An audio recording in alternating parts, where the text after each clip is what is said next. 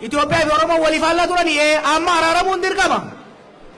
Wali araarsuu qabna. Itoophiyaan ta Oromummaas, Amaarummaas, Tigrummaas, Somaalummaas, Walaayitummaas keessa calaqqisiiftu akka taatu godhuun dirqama.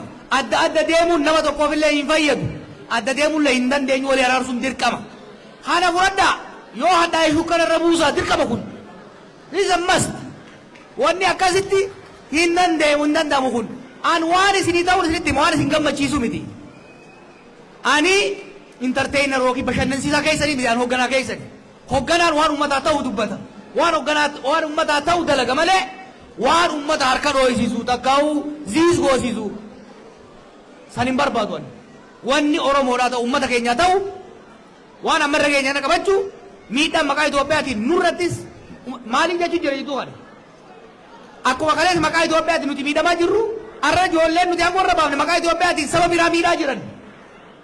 Kun jibba farra Oromoo akkuma kalee nuti maaliif barre Itoophiyaa bara haraam nuti taateeti miti. Takka Baaybilii takka Quraanni haraam nuti hin goone. Miidhaa maqaa Itoophiyaatiin nurra gahaa tureetitu Itoophiyaan nu jibbisiise. Har'a maqaa Itoophiyaatiin miidhaa saboota adda addaa irra gahu Itoophiyaa osoo hin ta'in Oromoon akka jibban godhaa jira jechuudha.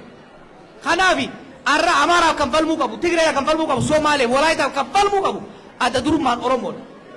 Ifiif jecha jechuudha. Kanaaf Itoophiyaa fi Oromummaa walii araarsaa eenyummaan biyyoolessaa sabdaneessummaa biyyattii kan calaqqisiisu akka ta'u saboonni immoo keessatti eenyummaa isaanii kabajamee fi wal kabajanii walii beekanii walqixxummaadhaan akka jiraatan gochuun